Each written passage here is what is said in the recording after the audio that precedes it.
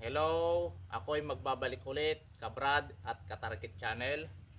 So ito na naman ngayon, magte-test po tayo ulit gamit itong ating homemade air rifle. Shoutout po pala sa mga viewers po natin diyan. So gamit po ako ulit, dalawang klase ng bala, Astro at saka Estrella Parco. Sa araw na ito ay magte-test po tayo. Susubukan natin dito sa malaking bottle ng lotion na may lamang tubig, at pagkatapos ang susunod naman nating target itong dalawang bakal. So magte-test po tayo ng dalawang bala sa bawat target. So itong isa sipar links, at dito naman tayo sa sipar na may kapal po ng 3mm. So magte-test po tayo sa mga target na ito, 2 shots. Ayan, gagamit po tayo ng tagdadalawang bala sa target na ito. Pupwesto pa tayo, may layo po tayong 15 meters ulit mula dyan hanggang diyan sa aking pwesto. So ako ay pupwesto sa tatlong patong yan. So ito na po ang aking target. So yan, so ito kinargahan po natin ng ating airgun ng 1000 psi. So tara, magtatarget na tayo.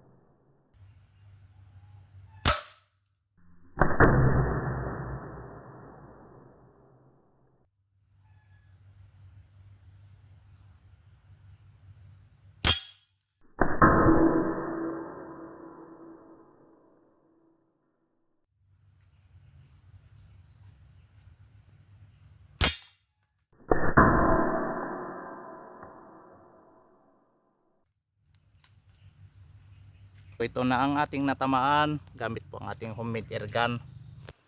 So itong bandang itaas, ang gamit po nating bala ay Astro. Ito namang bandang baba, ang ginamit po nating bala or pellets ay Estrella Parco naman. So dito tayo sa mas makapal, ang ginamit po nating bala bandang itaas ay Astro, at itong ginamit naman natin dito sa baba na bala ay Estrella Parco. So halos wala yata silang pinagkaiba pagdating sa penetration. So pag makikita po natin, mas solido po yung tinamaan po ng Astro pellets kaysa doon sa Estrella Parco.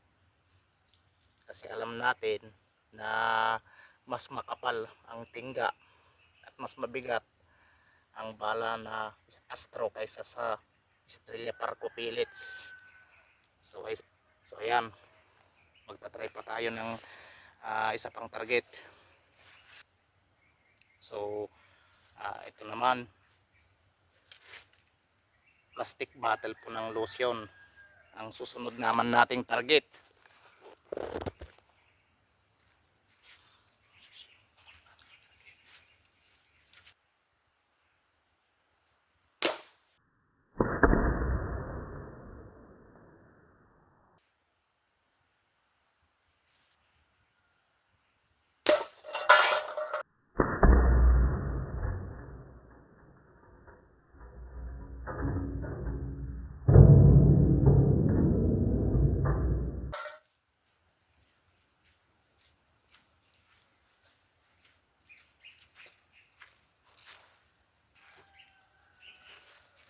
So ayan, pagdating po sa impact, so ito yung natamaan ng mga bala. Ang tinamaan po ng Astro pellets ay dito sa taas, at ito namang Estrella Parco, ito naman sa baba. So parehas po sila ng accuracy. So maganda din pong gamitin para sa akin pag ikukumpara po yung Estrella Parco sa pellets ay sa Astro pellets, ay kaunti lamang po yung pinagkaiba. It means po dun sa paggamit po natin. So ayan, so nakita nyo na, at na-test pair po natin ang penetration test pagdating po sa 15 meters kalayo. Ang balang Astro at saka Estrella Parco pellets ay halos kaunti lamang po yung pinagkaiba pagdating po sa penetration. So pagdating po sa accuracy, hindi naman sila nalalayo.